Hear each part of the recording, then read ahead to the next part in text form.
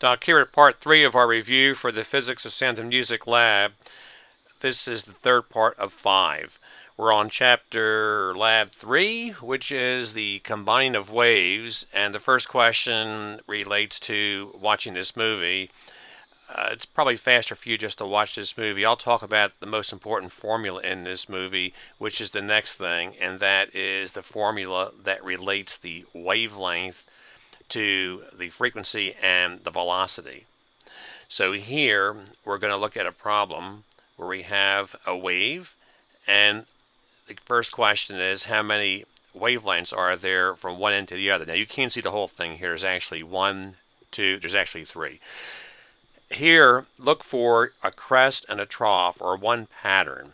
You come up, you come back, you go down, you come up, and you're ready to start over again. So there's 3 of them here, and since the length across is given as 15 meters, we have 3 wavelengths stretched here over a distance of 15 meters, so that means each wave length, the wavelength, each wave is going to be 5. So 5 for each one, and now we're going to review the formula. So we're looking at 3 wavelengths for a distance of 15 meters. Wavelength is 5 meters, and the formula is your velocity equals wavelength frequency. Wavelength times frequency. So V equals lambda F. Lambda is 5, F is 4. You multiply these together to get your velocity, and the answer is 20. What you should do here is invert this question to ask for one of the 3 things given 2. In other words, variations, like what you did for the distance is velocity times time equation in the first lab. So make sure you can do that. If I give you the wavelength and the velocity, can you get the 4?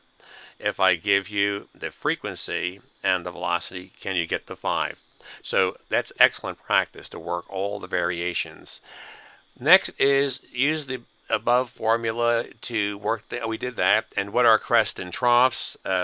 We pretty much did that also when we were looking at this here. A crest is above and the trough is below, and for a wave, for a sine wave, or a lot of waves, we'll have a crest and a trough. Something like a ramp wave that goes up and comes down and goes up. If you draw the line through the center, even that'll have a crest and a trough. What is phase, and what does phase mean? All right, so let's look at phase. Probably the best way for phase is something like this. If we look at here, wavelength 40 at the top, and make the bottom one here 40 also, then when they're in phase, you have a crest and a crest giving you a super crest here. When you shift the phase of one of them 180 degrees, you kill the wave. So you can think of that as moving the wave by 1/2 of a wavelength. See, a crest becomes a trough if you move by 1/2 a wavelength. So just remember, 1/2 a wavelength is 180 degrees out of phase. If you go by a quarter of wavelength, well, then it's 90 degrees out of phase. That is destructive interference when they cancel, 180 degrees out of phase, and constructive interference when it's 0 degrees out of phase and they're working together.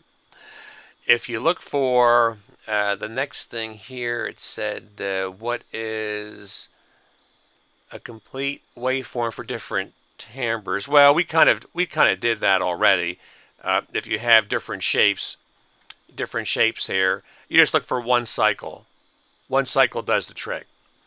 So if we go on to the next one, we have how does phase relate to degrees fractional wavelength? Kind of did that already. Just think of one wave as being equal to 360 degrees.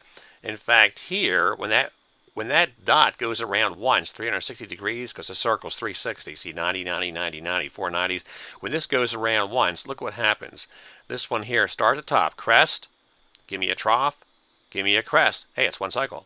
And we went around. So just think of one whole cycle as 360 degrees, and that reinforces the idea that half a cycle, half a wavelength, is 180, and a fourth of a wavelength is 90 degrees.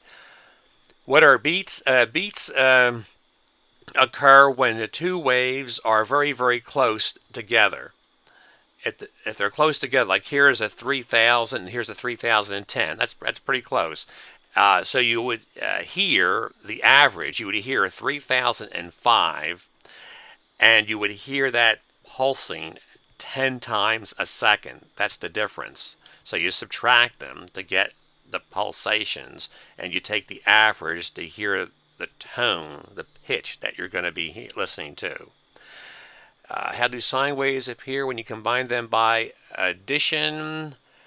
Here, look at some of these toward the end here, where you look at a sine wave here is one crest and one trough. Say, look at this right part.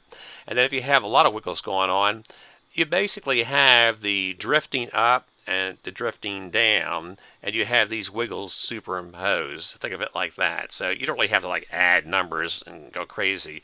You basically just do a quick, comparison that this goes up and down, this goes up and down, and that is the addition of those two. So it's more of a qualitative thing.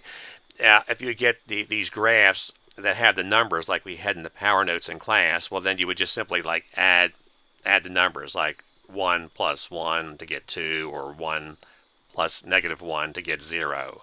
So you might check your power notes on doing a couple of those, addition things where you had the two ways with easy numbers to work with.